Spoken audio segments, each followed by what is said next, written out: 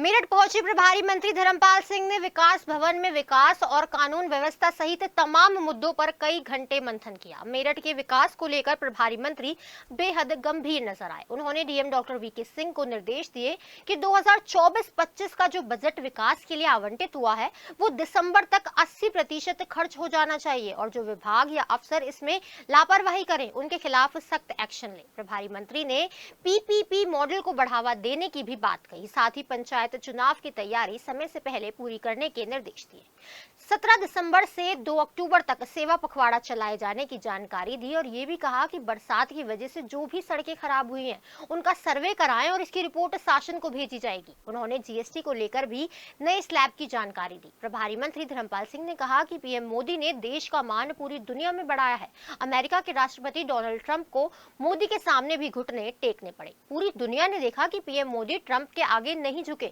बैठक में यूपी के जल शक्ति राज्य मंत्री दिनेश खटीक, ऊर्जा राज्य मंत्री डॉक्टर सुमेंद्र तोमर, एमएलसी धर्मेंद्र भारद्वाज, महापौर हरिकांत अहलूवालिया, महानगर अध्यक्ष विवेक रस्तोगी, जिला पंचायत अध्यक्ष गौरव चौधरी, जिला अध्यक्ष Shiv Kumar Rana, DM doctor VK Singh, SSP doctor Vipin Singh Tada सहित कई विभागों के अफसर भी मौजूद रहे।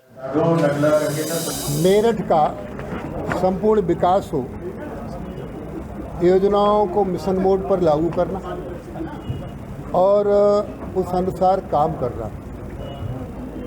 2024-25 का जो बजट आवंटित हुआ है वो दिसंबर 2025 तक 80% हर हालत में खर्च हो जाए, ऐसे निर्देश दिए गए हैं और इसके लिए जिलाधिकारी मेरठ को जिम्मेदारी दे दी है कि वो समीक्षा करें कि 80% बजट खर्च हुआ है और जिन विभागों का 80% बजट खर्च नहीं हुआ है उनके खिलाफ कड़ी कार्रवाई की जाएगी। इसके साथ साथ ईज ऑफ डूइंग बिजनेस पर संपत्तियों के विकास को बढ़ावा देना चाहिए।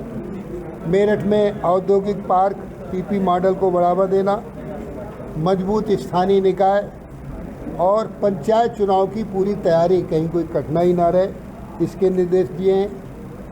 मजबूत स्थानीय निकाय के साथ साथ नगर में ड्रेनेज सिस्टम दुरुस्त किया जाए, कहीं पर कोई कठिनाई नहीं रहे, कहीं गंदगी और ये सब ना रहे। ये सब आवश्यक रूप से जो जिम्मेदारी हैं वो को तय करा दिया गया है। 17 सितंबर से 2 अक्टूबर तक सेवा पखवाड़ा चलेगा। इसमें ग्रामीण क्षेत्र में और शहरी क्षेत्र में स्वास्थ्य शिविर लगाए जाएंगे।